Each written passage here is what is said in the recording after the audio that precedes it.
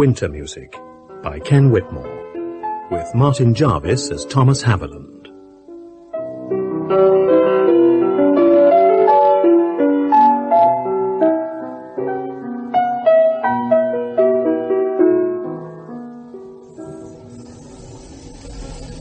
Gimmerbeck halt? Anybody for Gimmerbeck? Gimmerbeck halt?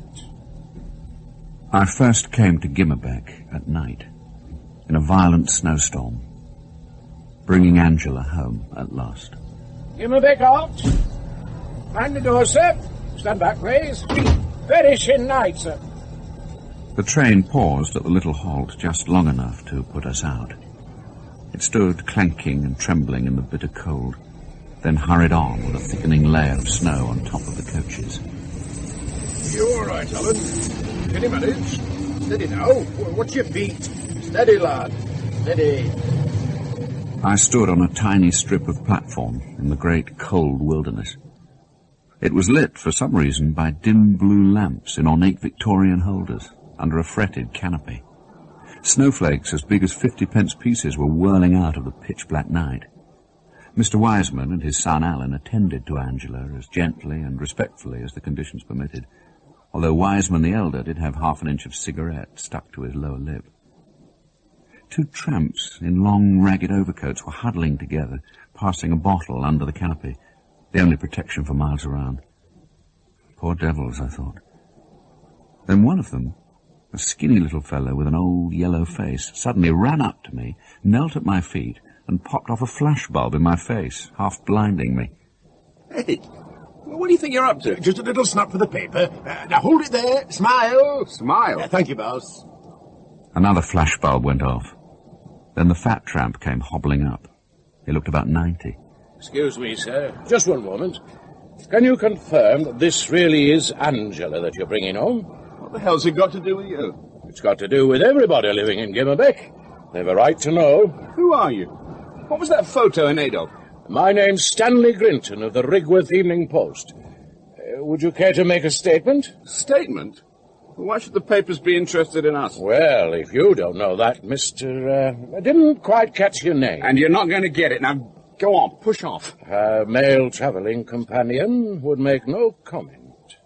He wrote this down in a grubby little notebook. Then the wind tore it from his hand, and he went puffing away after it. Meanwhile, out in the street, Mr. Wiseman and his son were helping Angela into the back of the car. An awkward process, what with all the snow underfoot and whirling about their heads. Then the little photographer scampered up to them, knelt in the snow, and took a picture of Angela going into the back. Hi! What the hell do you think you're doing? Just clear off, will you? Get the hell out of here. Only doing my job, mister. Listen, Squire, before you go, just give us a break. If you could just confirm that this really is Angela. Good Lord. Couple of madmen. Like as not, sir. Take no notice. I was sitting in the front with Wiseman. The son, Alan, got in at the other side of me. A dewdrop hung from the end of his nose. There was plenty of room for the three of us. Those cars are spacious.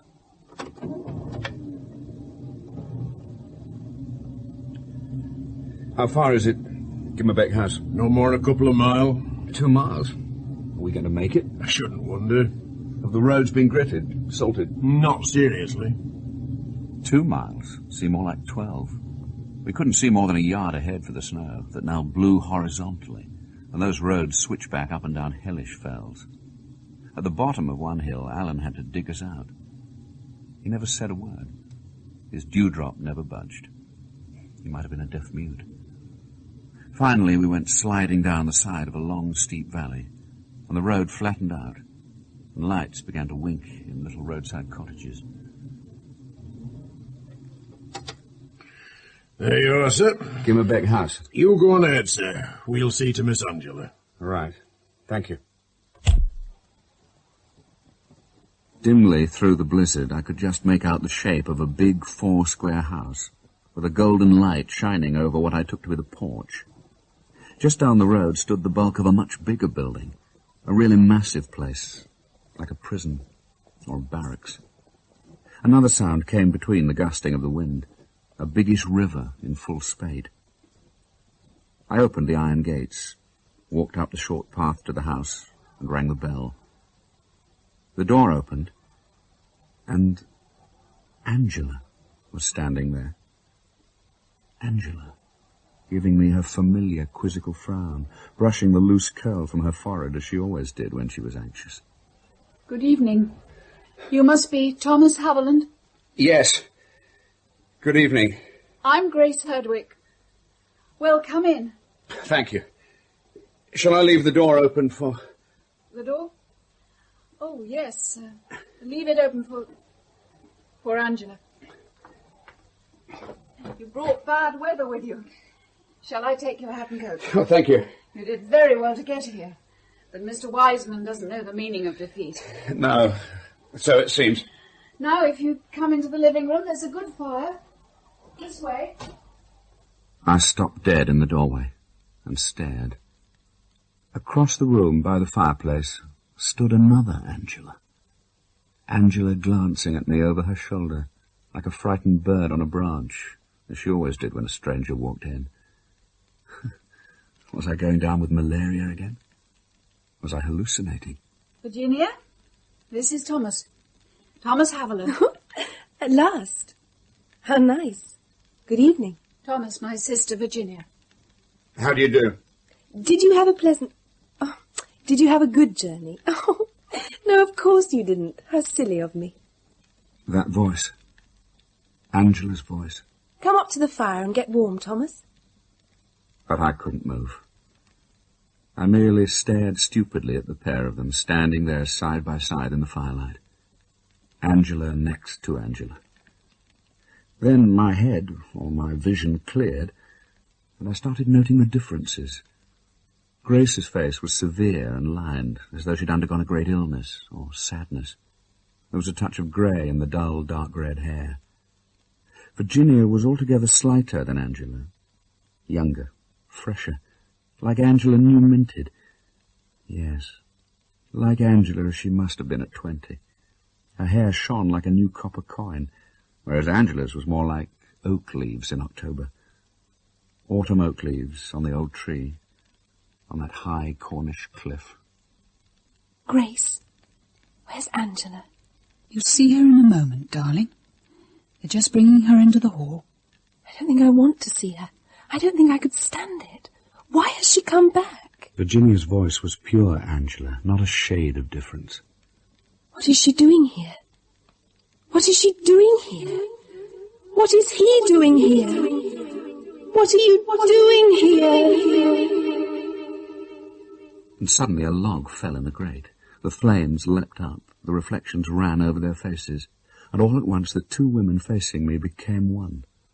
And that one was Angela, the real Angela, rushing towards me over the heather and the dying bracken, on that Cornish cliff-top, high above Morganmouth.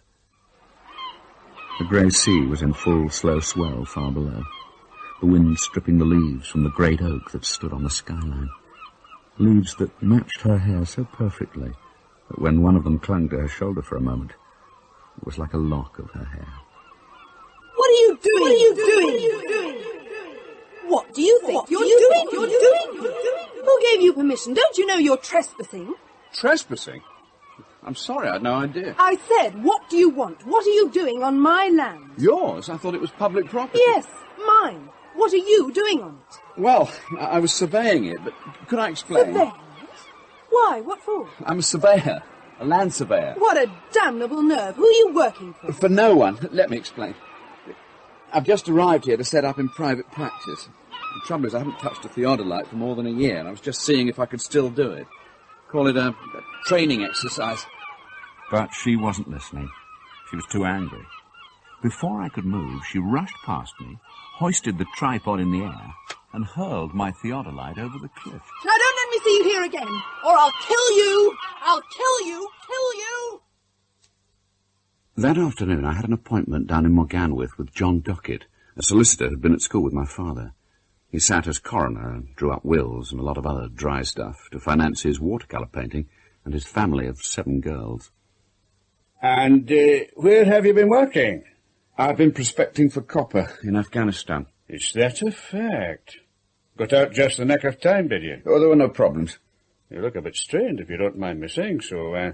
Old Ruskies didn't rough you up, I trust. No. Spot of malaria, that's all. Malaria? Ooh, that could be nasty. I once knew a man who died of it in the middle of an English winter. Everybody thought the poor fellow had flu. Yes, well, now what I had in mind, John, was finding some office premises here in the High Street and setting out my stall. There's no other land surveyor within 40 miles of here. An office in the High Street? Ooh, it'll gobble up all your profits. Why not work from home? I only have the cottage for 3 months. Winter let. Find a house, work from there. I'm broke, virtually. I see. Well, look, leave this with me. I'll think of something. Thomas, I don't want to pry, but are you sure nothing unpleasant happened to you in Afghanistan? If you mean I look a little shaken up. Well, a wild woman attacked me on the cliff this morning. Eh? Threw my theodolite over the cliff. Good heavens, who was she? Said I was on her land. Tallish, slim woman, auburn hair. Something of a beauty, in a sad way. Well, you do mean Angela Hawthorne? Didn't introduce herself, just yelled and jumped up and down a lot. Who's Angela Hawthorne? She's a potter. Models the most beautiful porcelain butterflies and moths. Has a house and studio up there. Slightly cracked, of course, like all so-called artists, but I never heard of her actually frothing at her mouth before. How do you mean, cracked? A recluse, lives on her own, won't mix. She's painfully secretive and shy. Never heard of her attacking anybody, though. You amaze me. What exactly provoked this exhibition? Oh, hello. This is Thomas Haviland. Yes? Your check's just arrived in the post. Thanks awfully. Hello? Are you still there? Yes, I'm glad you got the check. I hope it will help you buy a new theodolite. Goodbye. No, wait. I was just wondering, do you think we might get together sometime in less unfriendly circumstance? Hello? Hello? Well, the answer appears to be no. Okay, so, who cares? The truth is that I did. The ghastly attraction of the unavailable, maybe. Some nights I'd walk up the cliff path in the dark and stand in her garden spying on her. I'd get a strange pleasure from just one glimpse of her shadow passing a lighted window. On still nights, with the sea whispering behind me, I'd hear her playing Fauré, Chopin, sometimes the songs our grandparents used to sing on musical evenings at home. And I felt I belonged inside there. But she put the phone down every time I called. Then John Docket invited me to an 18th birthday party of his youngest daughter. And one of the first people I saw there was Angela, huddled in a corner, like a bird that had got itself trapped inside a room. Miss Hawthorne, how do you do? How are you? Oh, hello. Very well. Thank you for the check. Check? Oh, it was the least I could do. I know it sounds feeble, but I had an appalling headache that day. I was sorry the minute I did it. Your theodolite. Yeah, that's all right. I understand. Do you? You were so terribly hurt. I don't like hurting anyone. I've never hurt anyone in my life. I believe you. Is it Pax, then? Yes, Pax. Look here, I wonder if... could I visit you? Your pottery? Oh, no. Sorry, but I don't receive callers. Nothing personal. Will you excuse me? I must be getting home. Yes, of course. I really came here to discuss a business matter with Mr. Docket, but somehow I seem to have wandered into this party. Well, goodbye, Mr. Haviland. Angela, Miss Hawthorne, where do you think you're off to? I must go home. No, you don't escape my butterfly net so easily, young woman. I want to see you in my study for a moment. Yes, all right. You too, Thomas. Me? Come on, this way. Now, have you two made your peace? Yes, you're both reasonable people. Now, I speak to you as two valued clients. The situation in a nutshell is that Miss Hawthorne is a wee bit short of the ready at the moment, and in some danger of losing her lovely house. Mr. Docket, this is my own... Now, we'd all hate to see the old place converted into some plutocratic second home, or, God forbid, holiday flats. And the only answer is to find somebody willing to share the expenses. Thomas, on the other hand, needs a base for his land survey business. No, it's out of the question. And you've plenty of accommodation going begging. There, I've solved both your problems. And now I must go and toast my daughter's health. You two sit here for a while and admire my watercolours and ponder my wisdom.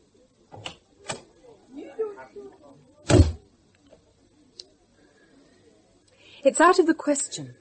Yes, of course. Share my home? With you? Oh, my God, you're hurt again. Why are you so easily hurt? I seem to do nothing but hurt you. Has something happened to you? Where have you come from? I've been in Afghanistan. Afghanistan? But surely... Yes. The Russians. Are Englishmen allowed? Not really. I spent 3 months in a KGB dungeon in an old hill fort outside Kandahar. I could tell there was something. They took me for a spy. And were you? No, just an innocent abroad. I was prospecting for a copper mining company. The Russians thought I was drawing plans of their secret military installations. Did they hurt you? They didn't pat me on the back. That's all water under the bridge. Sorry, I didn't mean to interrogate. I'm so sorry. I know what you must have gone through. Look, Yes? Come up on Sunday if you still want to. Sunday lunch? Bring a bottle of wine if you like. None for me, though. I'm teetotal.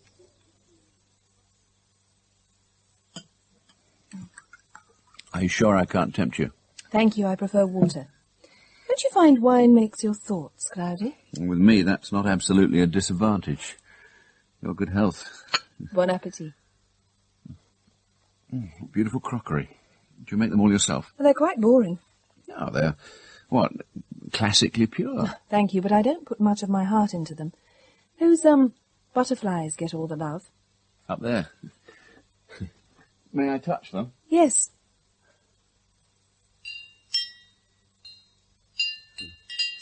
They look like the real thing. When I walked in here, I thought there was a cloud of butterflies hovering over my head. I thought it was suddenly summer. I'm still searching for the perfect glaze, something delicate and iridescent. Have you always been a potter? No. Oh. Once I was a little girl. Whereabouts was that?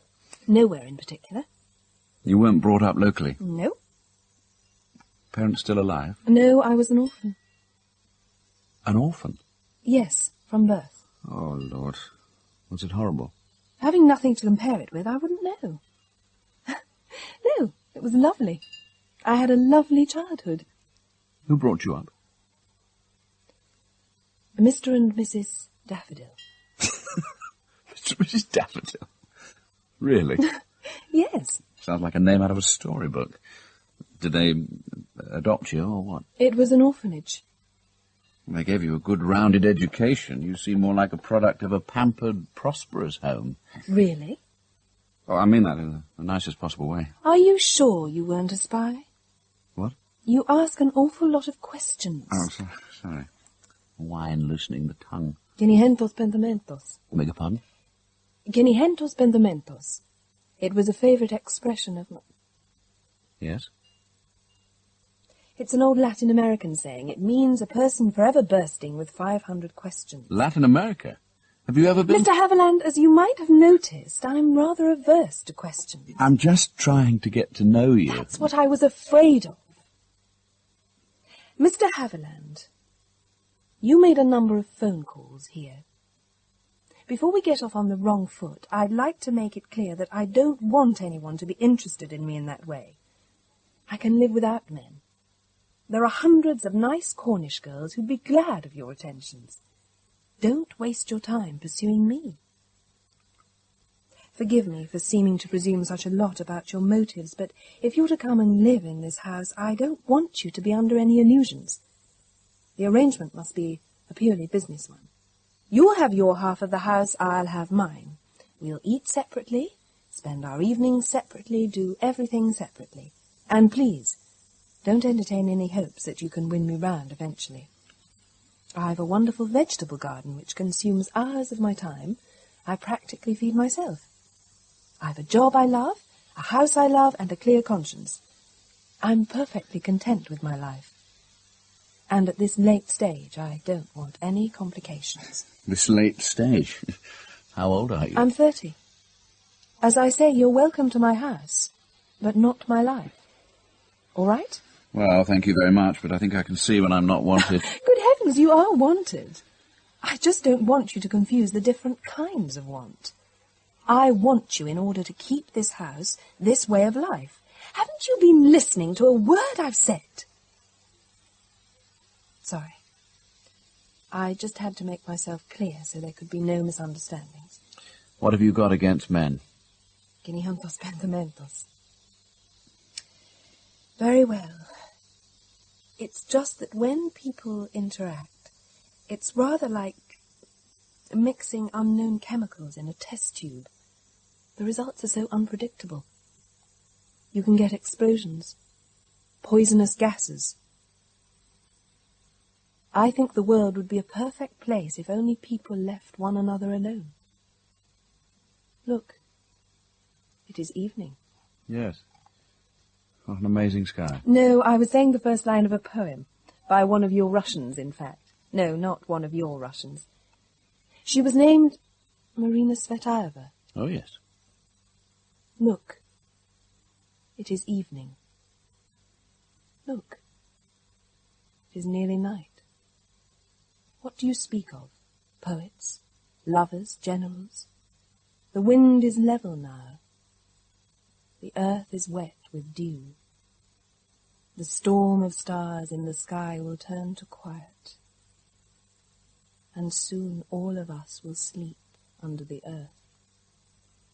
We will never let each other sleep above it.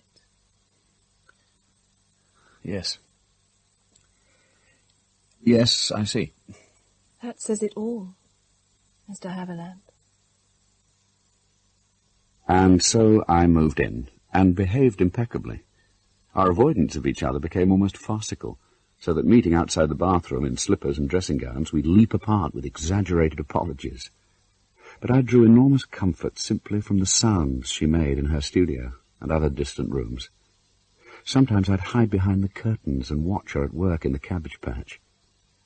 Then one day there was utter silence, and towards evening I couldn't stand her absence any more, and I ventured up to her bedroom.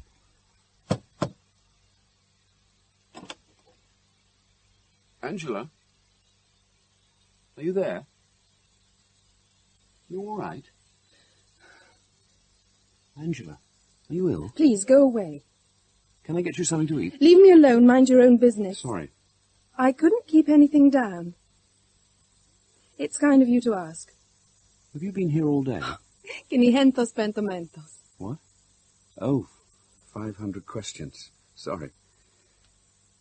There's been a thick sea fret all day. The house is enveloped in a white mist. Quite wonderful. Got a headache? Yes. Please go away. Have you seen a doctor? Many a time. They just give me pills that don't work. I see. Can I get you some fresh bedclothes? Mind your own business. I'm warning you. Get out. Get out. Sorry. Please. I'm impossible in these moods. Just leave me in peace. Next day I took her up some breakfast, but she wouldn't touch it. Lunch, the same. I sent for a doctor, and he diagnosed a virus and said she'd soon be right as rain. The next day she ate the food I took up, and that night she came down and ate the dinner I'd prepared. After that, we began to eat together every night. Within the month, well, the inevitable happened. Thomas! Ow! Oh! Good God! I'm sorry. I'm so sorry. What did I do? Nothing. It's all right. I'm all right. I hurt you. I'm sorry. It's my own fault. Letting a bull into my china shop. If I didn't know better, I'd say that it was your first time. It was. It was my first time. What? How easily the walls of Jericho come down at last. Your first time? Oh, nonsense. It isn't nonsense. But where have you... I mean, why did you never... But how could such a... Hush. Quinientos pensamientos. But what an impossibly sheltered life. Hush.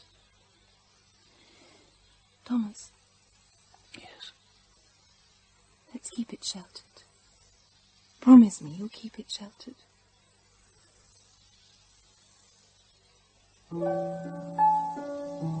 There can never be greater happiness than we shared on those winter nights when Angela sang and played to me before bright driftwood fires in the snug drawing room. The house seemed perpetually wrapped in a kindly white fog, sheltering us, hiding us, keeping out all the world as she wished. What do you see in the fire, my darling? Gold-haired lassie beside my knee. Is it a castle in El Dorado? Is it a lover from o'er the sea? Leave the castle to others, lassie. Let the lover come whence he may. Love is love in the humblest cottage. Never mind what the world will say.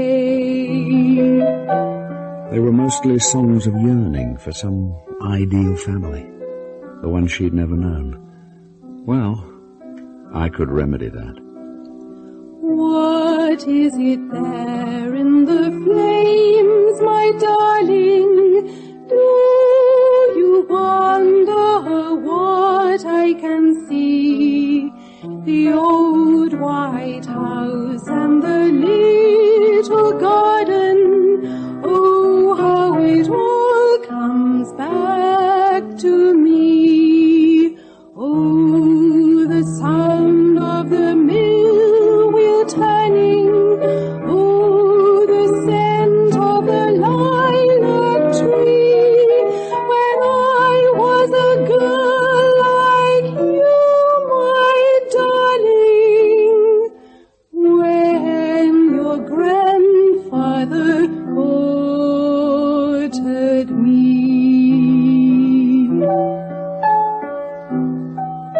Angela, Yes?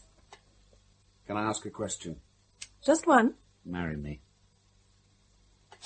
I don't see why. You can sleep with me any time. I want to say she's mine. Look, she's mine. I won't sleep with anybody else if that's what's bothering you. Ever. I promise. So why not marry me? Marriage can cause pain. Destruction. Wait. Have you been married? A virgin bride? No, never. So, what do you know about it then? I tell you, marriage is the new thing. It's just been discovered. It sweeps away all the old-fashioned notions like sleeping around, like shacking up. Two people get inextricably committed and intercommingled. It's luxury goods. It's such a luxury, they punish you for it. Your taxes go up. And you have to endure each other's in-laws. Ah, no, wait. I'll have no in-laws, will I?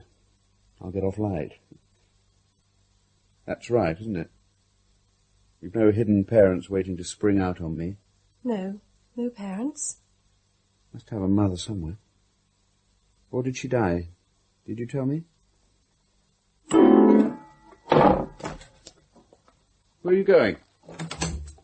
Angela, come back. What did I say? Please don't follow me. But look. I've got a headache, that's all. Good night.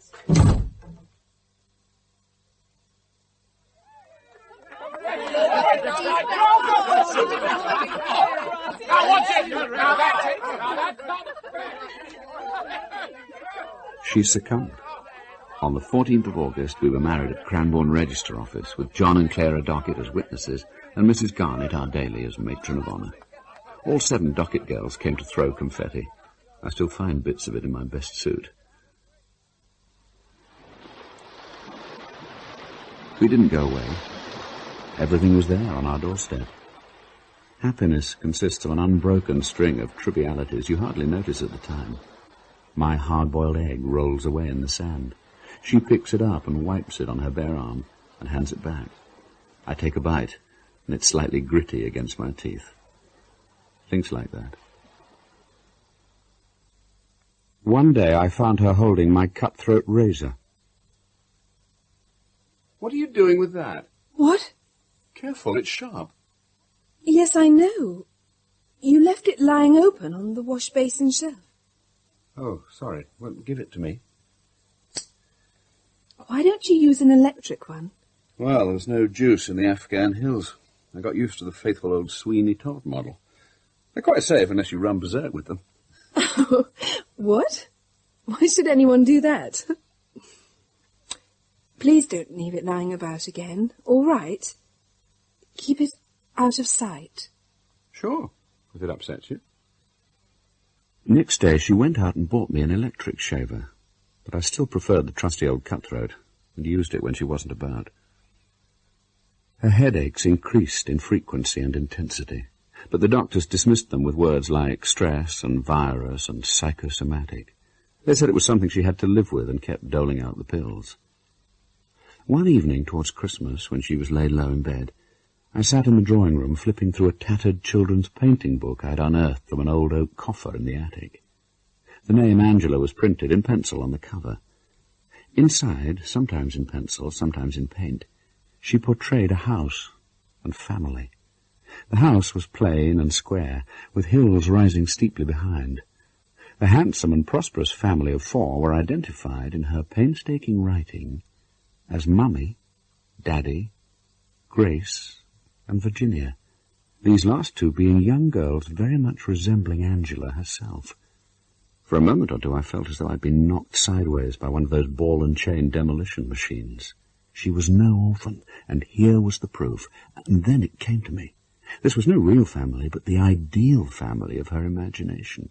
She'd none of her own, so she'd fallen back on inventing this one, complete down to the old family dog stretched out on a red hearthrug, and the ginger kitten curled up by an Argus stove, and given the name Snuff. I was digesting all this when the door opened and she came in.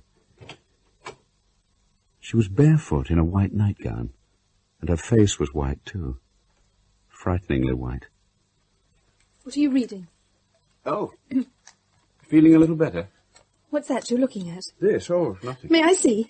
Well, actually... This is mine! There's no need to snatch. Oh, you've torn it. Where did you find it? Well... You've been rummaging. You've been ferreting through my things. We had an agreement. There was to be no prying. I love you. I want to know all about you. The church calls curiosity a sin, and they're right. It's low and vile and despicable. Good God, if I'm jealous of your past, you should be pleased. Pleased? You act like a spy. Is that what you were? Well, don't spy on me. Darling, you're ill. Let me get you back to bed. Don't touch me or I'll kill you. Kill you. Angela. Kill you! I never wanted you here. You came fawning and flattering, and I let you in. You waited for my first moment of weakness, and then you pounced.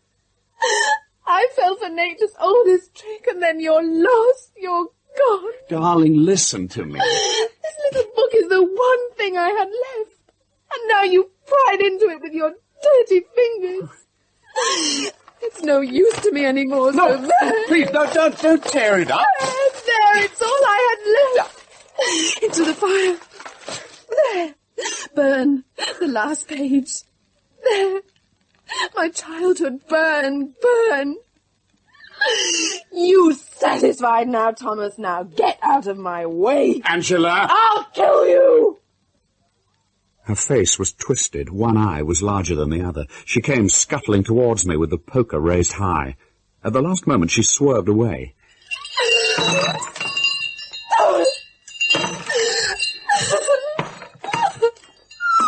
Not me, but the butterflies. She smashed them to fragments, to powder, her precious, delicate butterflies. Then the ornaments on the sideboard, the china chessmen, the flower bowls. Feeling better now, Mrs. Haviland? Yes, I feel wonderful. All the pressure's suddenly been lifted for the first time in months. Yes.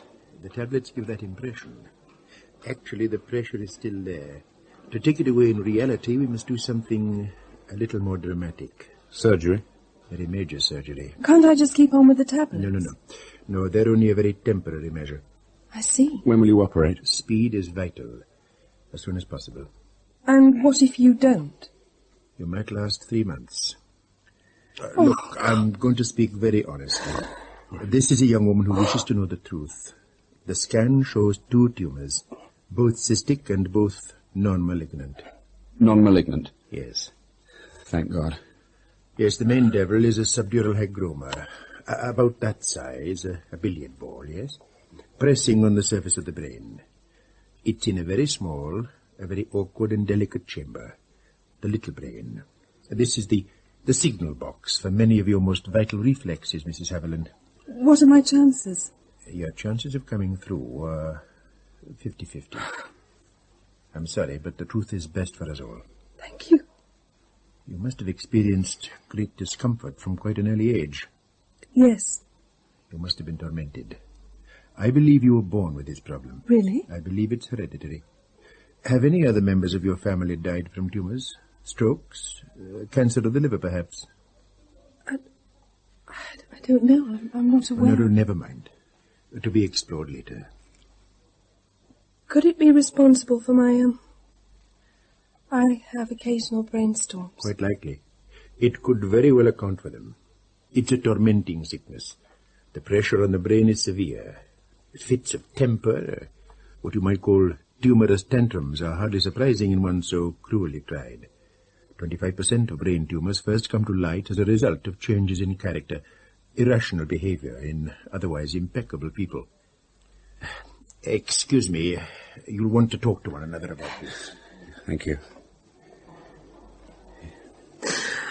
Oh, precious Jesus, I've never hurt a soul in my life. You'll be fine. You'll be fine. He's I a good never man. hurt a soul in my life. No. Remember that, Thomas. Not a single soul. Hello, is that Gimmerbeck 2438? Yes? My name's Thomas Haviland. Who am I speaking to, please? You're speaking to Grace Herdwick. Why? I'm ringing in connection with Angela Hawthorne. Angela Hawthorne? I don't know anyone of that name. She was my wife. She's just died. And going through her papers just now, I came across this document that says she wishes to be buried in the Herdwick family plot at Gimmerbeck. Hello? Are you still there? Yes? Does this make any sense to you? You must be speaking of my sister. Sister? My sister, Angela. When did she die? Last night.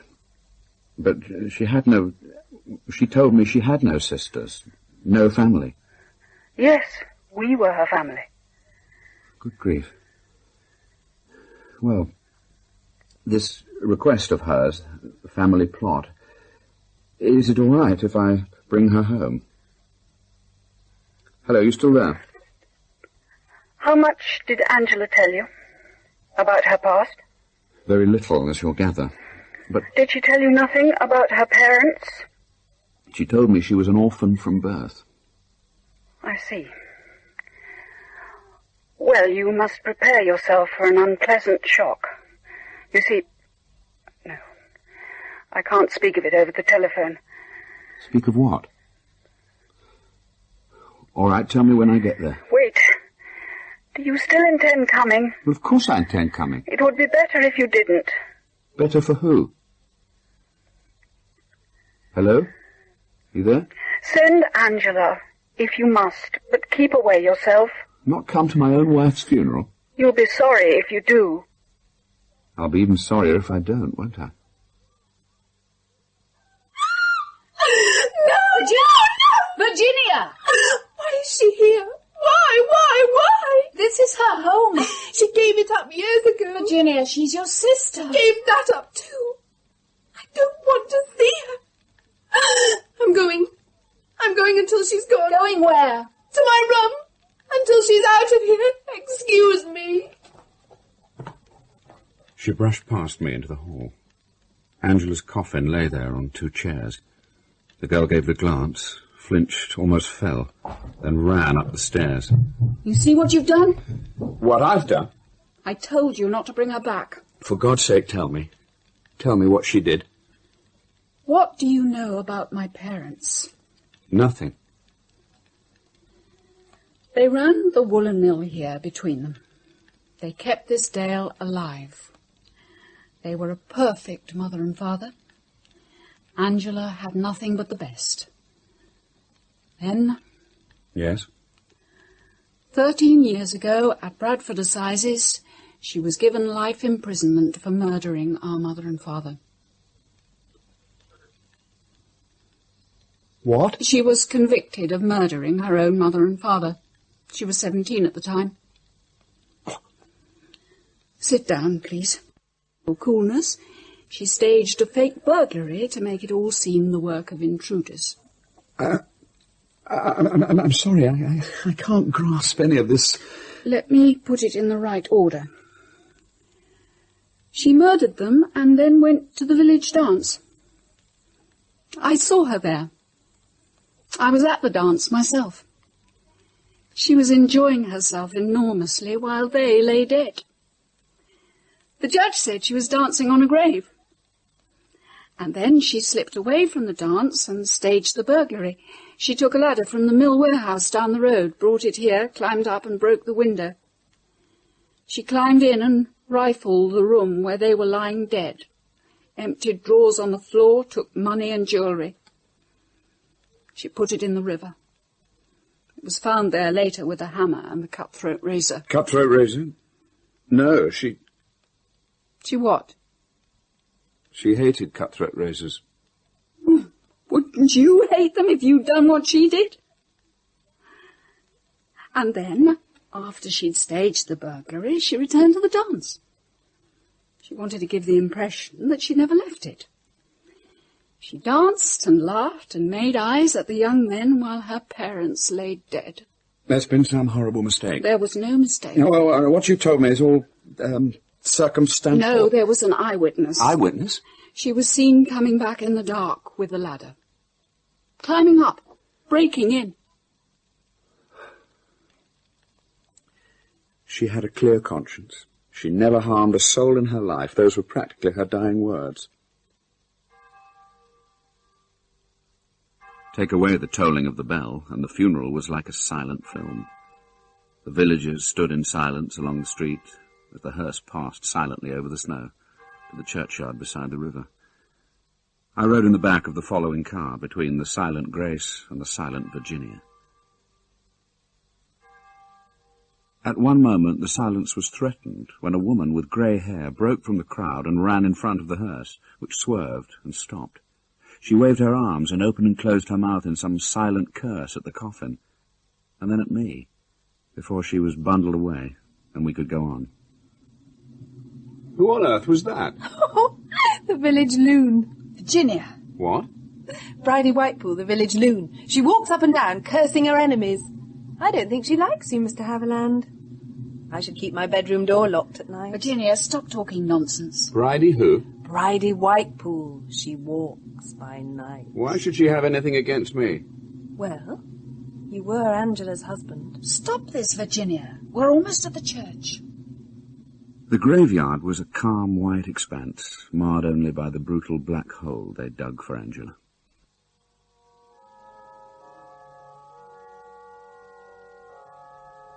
I heard no word of the service.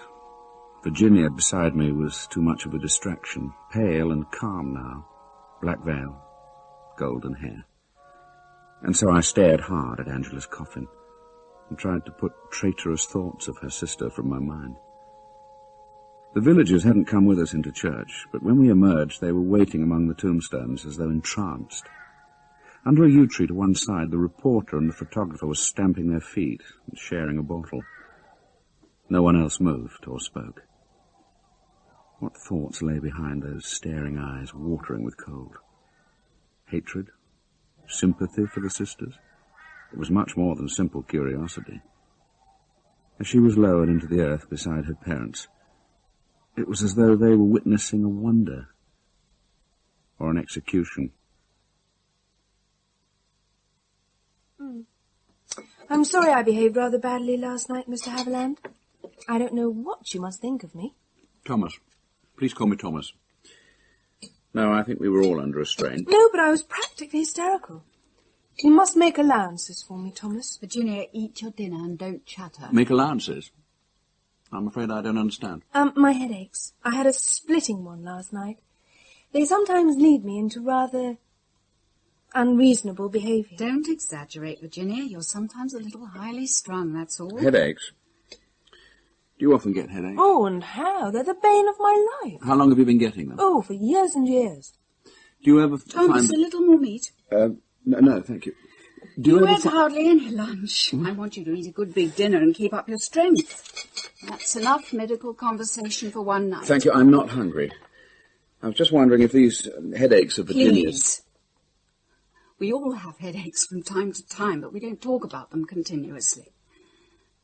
I'm sorry, but haven't we had enough of illness and death for one day? Now, do have some more to eat, Mr. Haviland. You've a long journey ahead of you. Yes, we must think of ways of getting you out of here. So soon? Oh, Grace! If you pack your things tonight, Mr. Wiseman should be able to get you out of the Dale first thing in the morning. Grace, he can't possibly go. Not in all this snow. He must. Must? He must get back to work. The poor man only buried his wife this morning, and you want to drive him out into the storm. Storm? Nonsense. It's perfectly calm now. Thomas has his work to attend to, and he has to travel all the way to Cornwall. Perhaps we should consult him. Virginia. Perhaps he wants to stay for a few days and see the places where his wife grew up and spent her childhood. Virginia. I know I would. Virginia, I think I know what's best for us all. Now, please go and telephone Mr. Wiseman and ask if he could kindly drive Mr. Haviland to the station in time for the first train in the morning. But you still haven't asked Thomas. Virginia, do as I say, or you'll make me very angry. Yes. Yes, Grace, I'm sorry. Excuse me.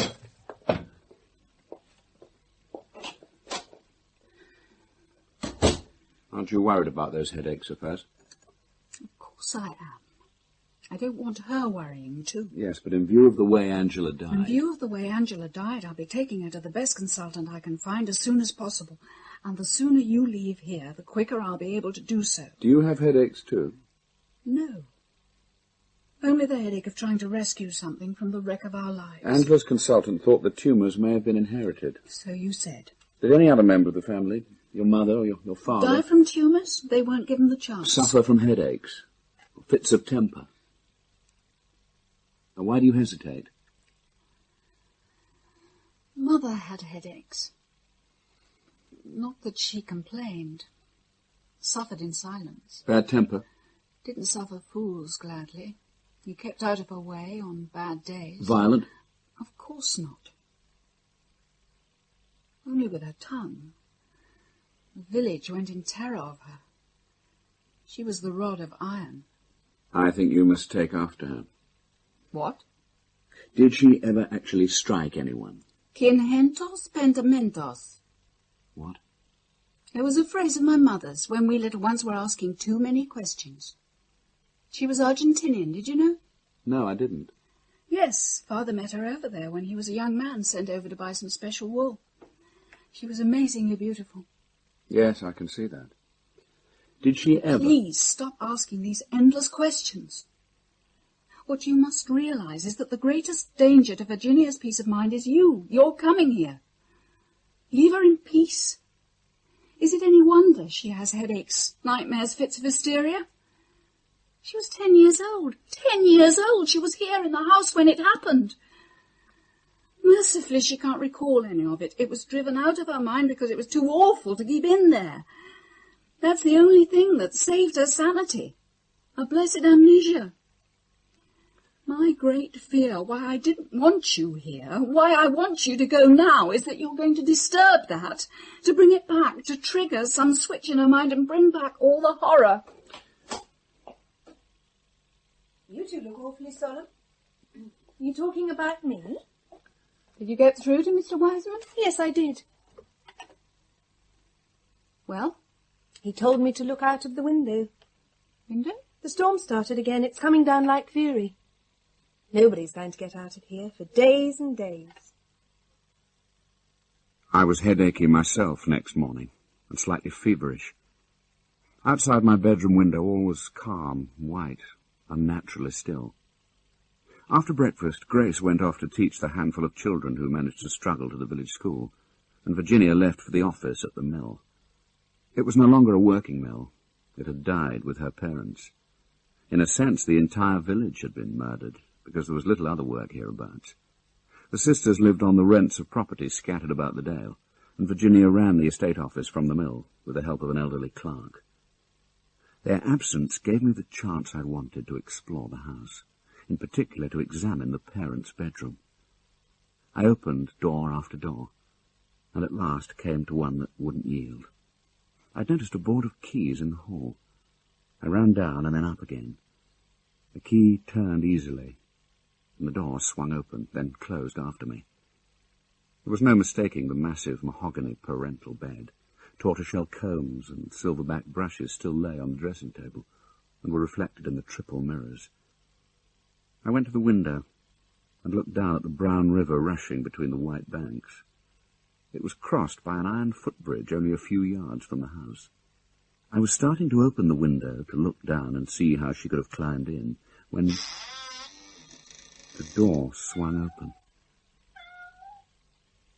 An enormously fat old ginger cat walked stiffly inside and stood staring at me. My God, Snuff, the kitten of Angela's painting book. I called its name softly. Snuff. Come here, Snuff. And it came slowly up to me, dragging one poor arthritic leg, and rubbed itself against my trousers. The doorbell shocked me. Without a pause for thought, I hurried out, locked the door, and went downstairs. In the hall, I returned the key to its place. Yes, just a moment. As I opened the front door, a camera clicked in my face. What? Oh, my God, not you again. Morning, Mr. Haviland. Sorry about that. Harry, now what did I tell you? Behave yourself. I'll wring his neck if he keeps doing that. He won't trouble you again. He's off to the paper now to get that one printed. So long, Harry. Take care. Back to the paper. What is he, the abominable snowman? There's a route out called Solomon's Steps. If you've a sure foot and a head for heights and an urgent deadline... Yeah, don't stand waffling. Come inside. Come inside? Me? I need some information. Me? Inside there? Are the ladies at home? No. In that case, I'll come in. Are you sure the ladies aren't here? Yes. What are you worried about? Well, nothing. So long as we're alone. Well, it's not such a gloomy old place after all. No corpse on the floor. No. It's quite a pleasant room, in fact. Yes. Have they shown you the slaughter chamber? What? The death room. They say it was like an abattoir. Listen, what is your name? Grinton, Stanley Grinton. Have you been on this case from the start? The story? I broke it to the world. I've been covering this dale for 50 years, man and boy. 50 years? 69 years old and still get round most of it on my pedal bike. See out of the window there? You see the lane starting on the far side of the river? That leads up to 4 villages tucked away in those hills. There's Churl, Scarl, White Ladder and Umbleford. And if a bat so much as whistles in any one of them, it goes straight down in my notepad. So, what do you want to know? Was she guilty? What? Was Angela Herdwick guilty? Guilty as hell. What makes you so sure? She was seen in crystal clear moonlight coming back to this house with a ladder. But what possible motive could she have had? Well, who knows? Some faulty wiring upstairs. The mother was a peculiar bowl of fish. Something could have been handed down. Peculiar, the mother?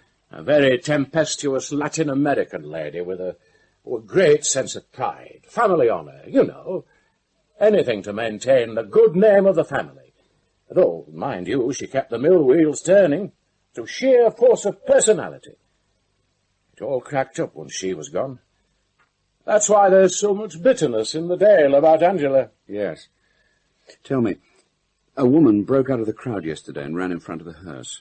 Bridie Whitepool? Yes. Now, there you are, a case in point. When he was thrown out of work, her husband drowned himself in that river. And she still walks up and down, cursing Angela's name. You said that Angela was seen coming back here in the moonlight. Seen by whom? The most reliable witness you could find in all this dale, from White Ladder Cross to Gimmerbeck Stepping Stones. Who was that? Me. You? What were you doing there? riding down from Humbleford on my bike.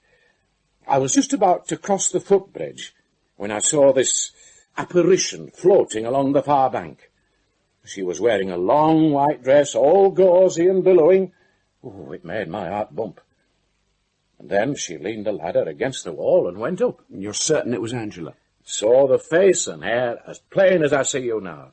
What did you do? I passed water. What? I passed water, then rode on my way rejoicing. I'd supped a few pints that night. Been covering a big darts championship up at Humbleford. You know what I thought? Here's a young lass sneaking home late from the dance because she's frightened of disturbing her parents. That's why the whole thing went out of my mind. You mean you forgot about it? That was only for a day or two. It all got overtaken by events. Next day, her mum and dad were found.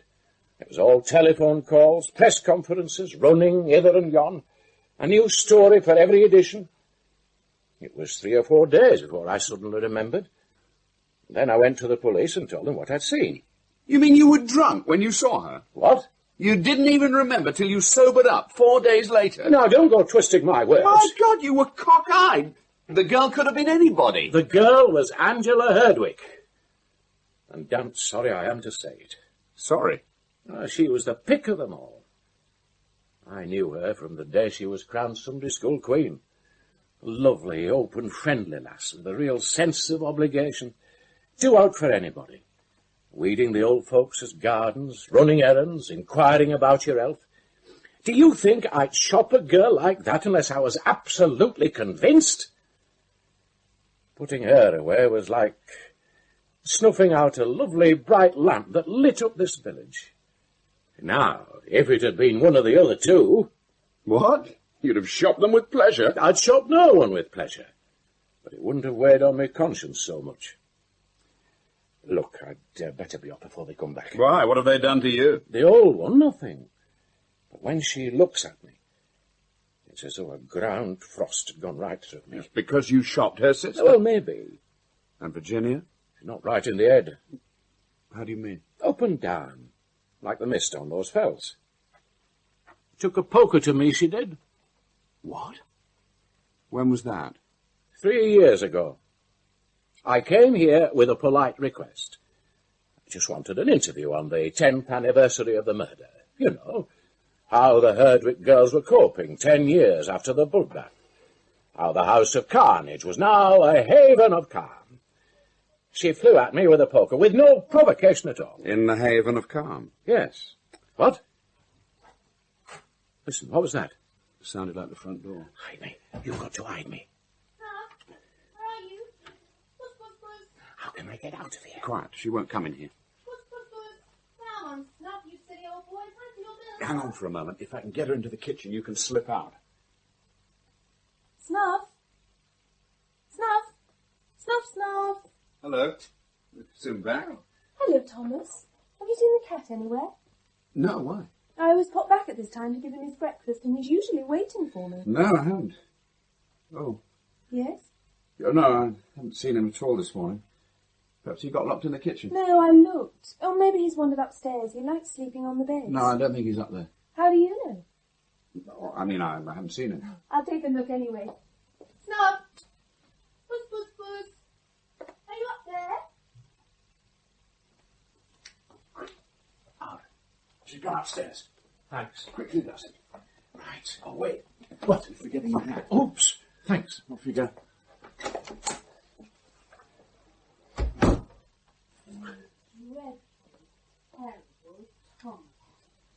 You naughty, naughty boy. Oh, so you found him? Yes, I found him. Keep still. I'll give you your milk in a minute. Do you know where he was? No, I don't. He was in our parents' room. Really? Yes. He was meowing and scratching to get out. Really? Yes. Somebody's been a very naughty, prying boy. But I won't scold him. Not this time. This time we'll let naughty, nosy Tom off with a warning, won't we? Hey, Puss. Eh? Eh? But next time, he'll be in trouble. Grace had left me some sandwiches and a flask of coffee for lunch. Afterwards I became very drowsy and sat before the fire in the drawing room, thinking how Angela must have sat here with her drawing book. I dreamed of her, but Virginia's face kept blotting hers out. I woke in a sweat to find the fire low and the afternoon darkening. I was shivering, and there was a throbbing ache in the muscles of my limbs and shoulders. To my confused senses it seemed that Angela stood somewhere in the shadows of the room, accusing me of unfaithfulness and neglect. Her presence was so strong that a whiff of the scent she used seemed to hang in the air. I realized I hadn't visited her grave that day. I found some old Wellington boots, which must have been her father's, and set out for the churchyard. I plucked a handful of snowdrops from a sheltered bank to scatter on the grave. But when I got there, Angela had gone. There was no sign of her. Deep snow covered all the dead and their monuments. Angela was obliterated. And then I seemed to hear her voice in the deepening dusk. Thomas! Thomas! Darling!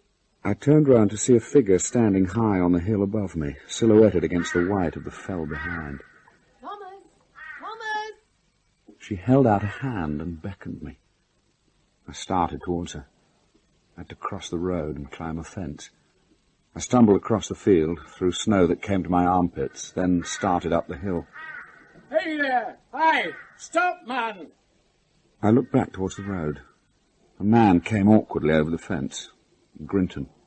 He waved his arms and came blundering towards me through the passage I'd forced in the snow. Hi! Where do you think you're going? Stop, man, for God's sake! Stand where you are! Stop! Careful. What's the matter? Have you gone mad? Do you want to kill yourself? No. Up there. Look up there. Up there? Look at what? On top of the hill. Oh, I see nothing. Look harder. I am. Well... No. I must have been... 10 more steps and you'd have had it, chum. What? You were heading straight for a bloody great gully. What? Remains of an old quarry. Can't see it now because it's full of drifted snow. Another 10 steps and you'd have gone right over the edge, and that would have been the end of you, Mr. Haviland. Whatever got into you? I thought I saw somebody beckoning me. Beckoning? If they had, they'd have been beckoning you to your death. Started seeing things, have we? I want to watch that. There's enough madness in that house.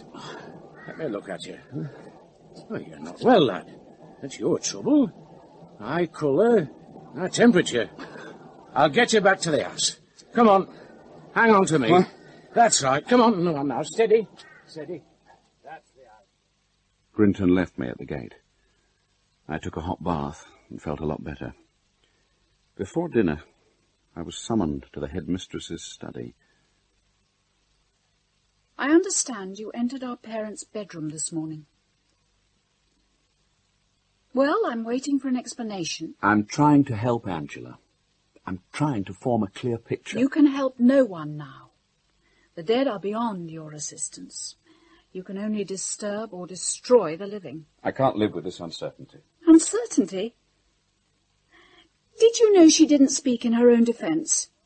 She pleaded not guilty and reserved her right to silence. That means she couldn't be cross-examined. When that happens, a jury draws its own conclusions. You mean silence is taken for guilt? What else can it be taken for? Yet you remain silent and expect me to think you've nothing to hide. I? Silent? I'll answer anything you care to ask. Grace, tell me what happened that day. Very well. It was a Saturday. A bright, crisp winter's day. At breakfast, Angela asked if she could go to the dance with me that night. Mother said no, not until she was 18. Later that morning, I heard Father trying to persuade Mother to change her mind. Angela was always his favourite. In the afternoon, Father drove her into Rigworth, and when they came back, she had the new white ball gown. They paid £37 for it. Am I being detailed enough? Perhaps I could describe the style and length of the skirt. Mother still said no, but Father kept trying to get round her. When I was getting ready for the dance, Angela still didn't know if the answer was yes or no. I see her now, sitting on her bed in her petticoat with a dress spread out beside her. I wish I'd stayed, but I was young too. There was a boy I thought I was... Never mind that. He went off with some other girl. I was a wallflower all night. What time did you leave here? Almost 9. And where was Virginia when you left? Asleep in bed. I know she was asleep because I looked in on her on my way out. What did you think when Angela eventually turned up at the dance? I was glad for her. And she was a great success? Yes, they all wanted to dance with her. And you were? Yes, a wallflower all night. But if you're suggesting that I was jealous... No. But if you'd been the one who slipped away from the dance... No one would have missed me? How true. I was just part of the wallpaper. But I was wearing pink. The girl seen ascending the ladder was dressed in white. Now, shall we go down to dinner? After dinner, I dozed heavily again in the chair by the fire. I dreamed I was back once more at the old house in Morganmouth. Angela was singing at the piano. I got up and crossed the room. Her hair hung down and hid her face. I stretched out my hand and touched her on the shoulder. Thomas? What? Yes? Is something wrong? Virginia. Yes? I'm sorry, I thought for a moment... Were you having a dream? Yes. The fire must have put me to sleep. A dream about her? Yes. And then you woke and found it was me. How funny. Oh, I'm sorry. That's quite sad, really. Do you often sing that song? Yes, it was one that my... I see. You don't look well. Why don't you have a little walk to clear your head? A walk? Yes, you could try the bridge. The bridge? Yes, the river's a wonderful sight on nights like this, foaming away in the moonlight. Try it. It'll blow away all the cobwebs.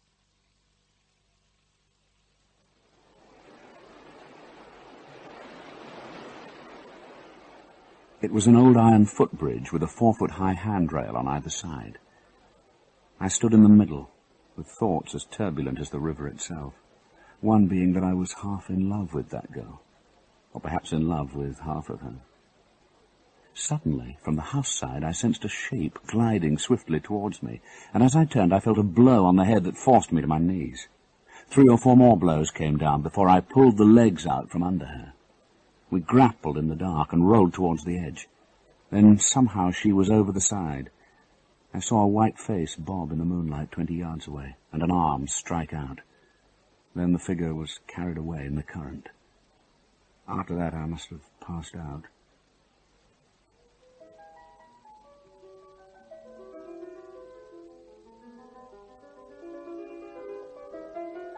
It must have been a quarter of an hour before I dragged myself back to the house and looked in at the drawing-room window. Virginia was still at the piano, smiling to herself, her hair gleaming as though it had just been washed. But gold always does. I stood in the hall examining the carpet. For what? A trail of water? Then a door closed quietly upstairs. I ran up 2 at a time and found Grace outside the bathroom door. She wore a dark green woolen dressing gown and a towel over her head. Hello, you're in a hurry? How long have you been in there?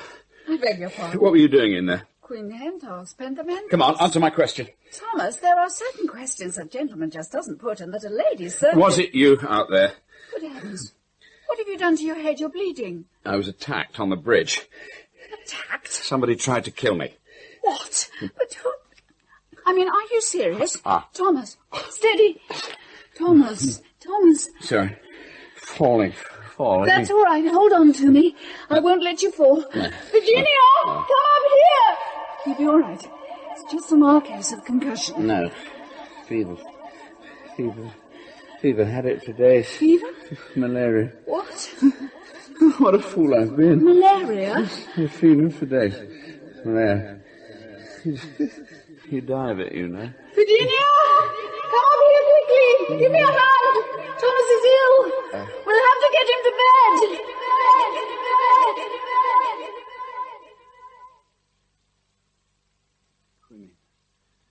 Quinine. Chloroquine. You'll have to speak up, Thomas. I can't hear. Synthetic quinine. You need quinine? You're sure it's malaria? Listen. Angela. No, it's Grace. You're in Gimmerbeck, remember? Poor Angela. How you've aged. Thomas, it's Grace you're talking to. Angela, how young you look. Hush. Just lie back. I can see two of you. There are two of us. I'll have to get out of here and find some quinine. This time, where from? I'll have to get through to Rigworth. I'll ring Dr. Brimelow. You'll never get out of the valley. I could try Solomon Steps. I've done it in worse weather than this. Not in the dark. I'll manage. Don't worry.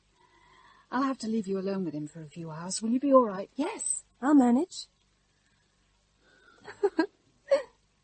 I can play nurses.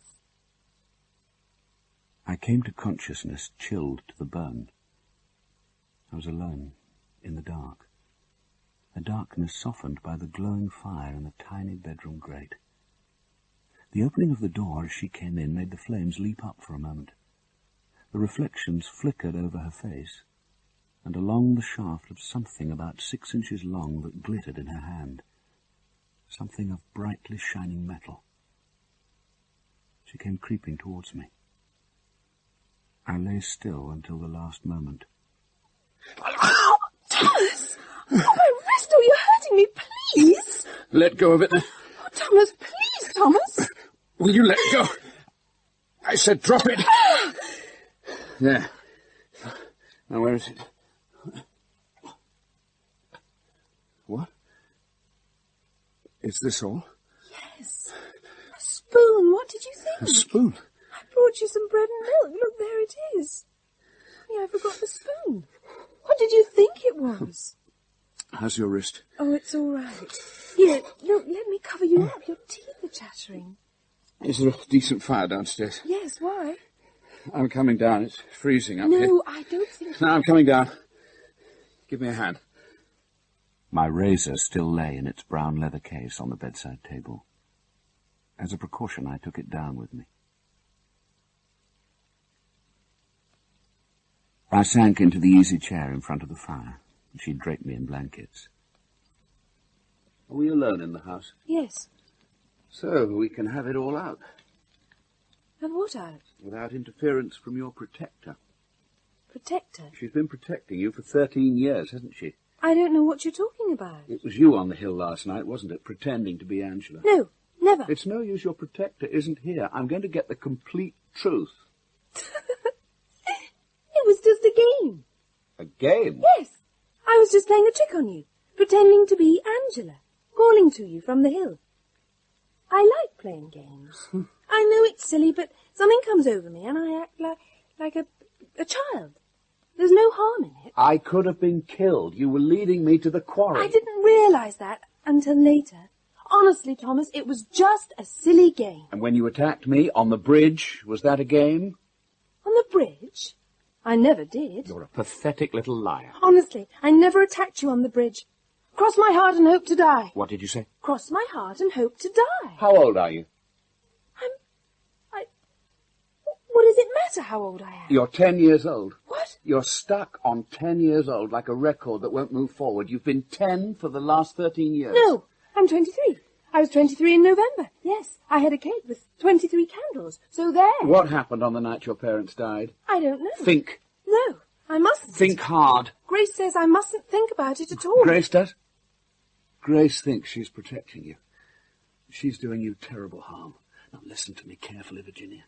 The clock stopped for you 13 years ago. Don't you want to move it forward? I don't know what you mean. You're a beautiful woman with the chance to lead a happy, fulfilled life with children of your own. But that won't happen because you're emotionally frozen on 10 years old because you refuse to face up to what happened that night. I don't remember. I don't remember. Because you're blocking it out. You've got to bring it to the surface and then you'll start to grow. No. I've got to put it from my mind forever. Angela said so. Angela said so? Yes. Why did she say that? I don't know. I can't remember. I'm going. I've got to go to bed. My head, it's hurting. Look, do you know what I have in this case? No. It's a cutthroat razor. Look. Does it remind you? No. Would you like to hold it in your hand? No. Why are you afraid of it? All right, I'll hold it. Give it to me. Thank you. Oh, isn't it beautiful? Doesn't it glitter? Aren't you just a little afraid of me? Should I be? I don't know. I don't know. What did you do that night? Stop! Stop, Mummy, no! Daddy, don't let her. Stop, stop, no! You remember. What do you remember? No, no, stop, stop, stop! What do you remember? Voices. Voices. No, she won't. Yes, she will. No, she won't. Yes, she will. Be quiet. I'm trying to sleep. Where are you? Where are you, Virginia? In my room. I'm in bed. Angela, take off that dress. No, she won't. Leave her alone. I get out of bed and go to the landing. A tug of war's going on. Mummy on one side, Daddy on the other. Angela in the middle in her white ball dress. They don't see me standing there. Angela in tears. I don't want to go to the dance. I don't want to. Father gets between them somehow and pushes Mother back into the bedroom and gives Angela a little push on her way. Go on. Off you go. Have a lovely time. I hear the front door close downstairs, which means she's gone to the dance. Mummy comes out and runs downstairs. Is she going for Angela? No. She's on her way back. Doesn't see me. Blind. Mummy? What's that in your hand? Daddy stands in the doorway, and she raises it, then down. Crack on his fingers covering his head. Up again. Down on his head. He goes back into the room. No word spoken. I try to shout, scream. No sound comes. I stand in the doorway. Daddy on the floor, blow after blow coming down. Mummy! No! No! But no words come out of my mouth. She puts the hammer down and goes to the dressing table. Razor there. She puts her hand on her head. She grabs her hair, thick, long hair, and pulls her head back by the hair, her throat so white. Her hand comes up with the razor and moves across, one deep, slow stroke. I run down, 10 steps at a time, flying, snow on the ground, slippers, nighty, but I don't feel the cold. Empty road. The whole village has gone to the dance. Music in the distance. Dum-dee-dee, dum-dee-dum-dee-dee. Just one figure in the distance. Angela! I scream and run and scream and run, and she hears, stops, turns. I tell her. What? She starts back to the house, running, leaving me in my nightie, and I know it's not real. Girls don't stand in the middle of the dark street in the snow in their nightie. Only in dreams. And I go back, slowly to the house. Yes, in a dream. I go in the hall. Angela is coming down the stairs. White, whiter than her dress. She picks up the phone. She stares at it with a frown as though it's some object that holds no meaning for her. She puts it down. Stop. No. Virginia, it's too late to help them. Calm. We must be calm. This didn't happen. Someone else did it. We must make it look as though someone else did it. For Mummy's good name. For her good name. Do you understand, Virginia? And you must put what you saw from your mind. You must put it from your mind. Forever. But I'd wrenched it to the surface. And I'm still not sure it was for the best. In a moment, Virginia had lost her youth. Deep creases of care were suddenly carved on her forehead that had been calm. Wrinkles were forming round the eyes. The clock had moved forward, and it might have been Angela standing there. The Angela who'd taken the blame and lived in silence with the pain and the horror for 13 years. Next day they dragged Bridie Whitepool from the river. She'd obviously tried to kill me, as she imagined Angela had destroyed her husband. You see, these tragedies leave lots of crippled lives in their wake. The irony of it all is that I did what I did to clear Angela's good name. What do I do now, John? Just rest and get well. You're in good hands. Grace. Yes, she's a good nurse, given the circumstances. Could you pour me a glass of water? Oh, yeah. It's good of you to trek up here in weather like this. It's clearing nicely. Look at the green on those hills. Thank you. But you see, I had to have someone to talk to. A cool, clear mind. John Docket, I thought. He'll advise me. I could give you a dry legal answer if that's what you want. No, it wouldn't be a pennyworth of use to anybody. You're telling me I should do nothing? Keep the truth buried? Oh, the truth's an overrated commodity. Let them all rest in peace. It was Angela's wish, wasn't it? What worries me more is whether young Virginia has the same trouble as Angela. A brain tumour. Well, I'm no expert, but I suspect not. I think her troubles were all in the mind. At least I pray they were. You may well be right. She seems a calm enough girl to me, if a sad one. Who's that playing down there? Oh, I think that must be Virginia.